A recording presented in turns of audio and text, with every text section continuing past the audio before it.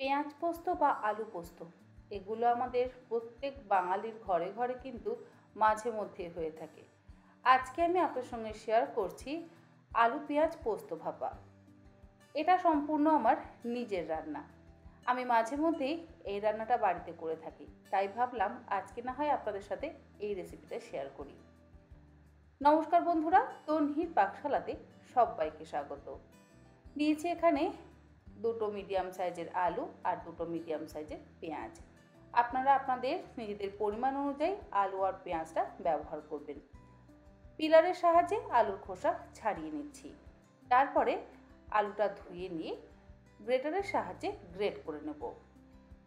ঝুরি আলু ভাজা বানাতে গেলে যে গ্রেটার আমরা ব্যবহার করি, ঠিক সেই গ্রেটার দিয়েই আমি আলু দুটো গ্রেট করে নেব।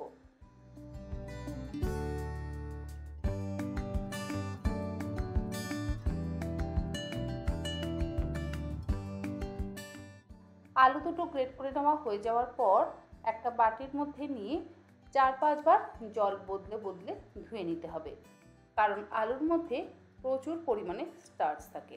আর যেহেতু এইভাবে ঝুরি আলু ভাজার মতন একদম মিহি করে কেটেছি, তাই স্টার্চটাও কিন্তু একটু বেশি পরিমাণে বেরোবে। আর আমার ধুয়ে পরিষ্কারও কিন্তু একটু বেশিক্ষণ সময় ধরেই করতে হবে। আলুটা গ্রেট করে নেওয়ার পর একটা বড় সাইজের পেঁয়াজ ভালো করে আমি ছুলে নিয়ে তারপরে ধুয়ে সেটাকে একদম পাতলা পাতলা স্লাইস করে কেটে নেব।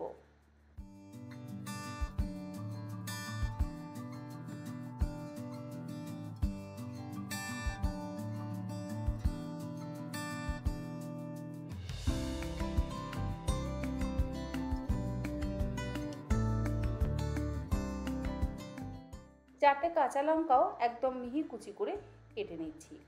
আপনারা আপনাদের নিজেদের পরিমাণ মতন কাঁচা লঙ্কাটা কিন্তু ব্যবহার করবেন।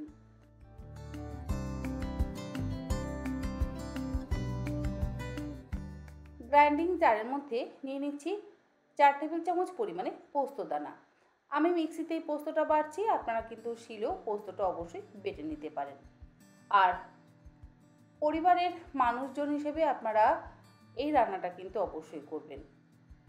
পোস্তটা আমি ড্রাই গ্রাইন্ড করব, তার জন্য এর মধ্যে দিয়ে দিলাম 1/2 চা চামচ পরিমাণে লবণ। জল ছাড়াই পোস্তটাকে গুঁড়ো করে নেব। পোস্ত আলাদা করে জল দিয়ে বাটবার প্রয়োজন নেই।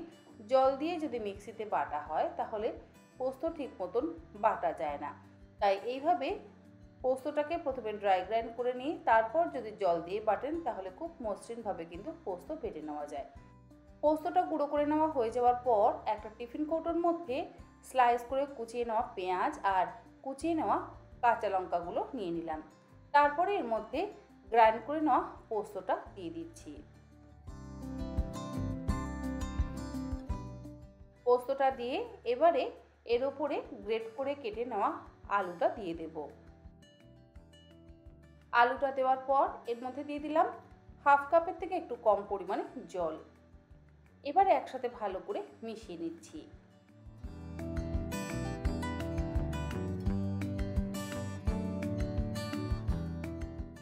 সমস্ত কিছু মিশিয়ে নেওয়ার পর এর মধ্যে দিয়ে দিলাম স্বাদ অনুসারে লবণ আর দিচ্ছি কাঁচা সর্ষের তেল। কাঁচা সর্ষের তেলের পরিমাণটা একটু বেশি ব্যবহার করছি, ওই 2.5 টেবিল চামচ পরিমাণ। আপনারা নিজেদের পরিমাণ মতন কাঁচা সর্ষের তেলটা ব্যবহার করবেন। পোস্ততে কাঁচা সর্ষের তেলটা কিন্তু অসম্ভব ভালো লাগে। আর যে কোনো ভাপা বানাতে গেলে কাঁচা সর্ষের তেল তো অবশ্যই ব্যবহার করতে হবে। সমস্ত কিছু দিয়ে এবার ভালো করে মিশিয়ে নিয়ে টিফিন কৌটোর ঢাকনাটা বন্ধ করে দেব। একটা কড়াইয়ের মধ্যে দিয়ে দিচ্ছি 1/2 কাপ পরিমাণে জল। জল খুব বেশি ব্যবহার করবার প্রয়োজন নেই। এরপরে এর মধ্যে আমি ওই টিফিন কৌটোটা বসিয়ে দিচ্ছি।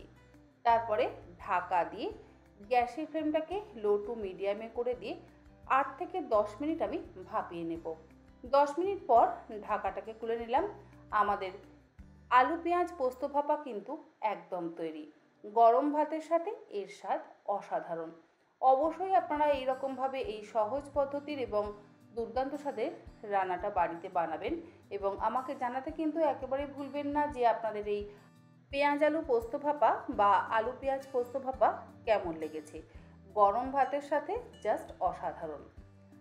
আশা করি আমার আজকের এই রেসিপি আপনাদের ভালো লাগলে অবশ্যই বাড়িতে বানান। আর ওপর থেকে আমি একটু লাল এবং সবুজ কাঁচা লঙ্কা ছড়িয়ে এটাকে গার্নিশ করে দিচ্ছি। আজ তাহলে এই পর্যন্ত, আবার হাজির হয়ে যাব অন্যদিন অন্য কোনো রেসিপি নিয়ে। ভালো থাকবেন, সুস্থ থাকবেন, ধন্যবাদ।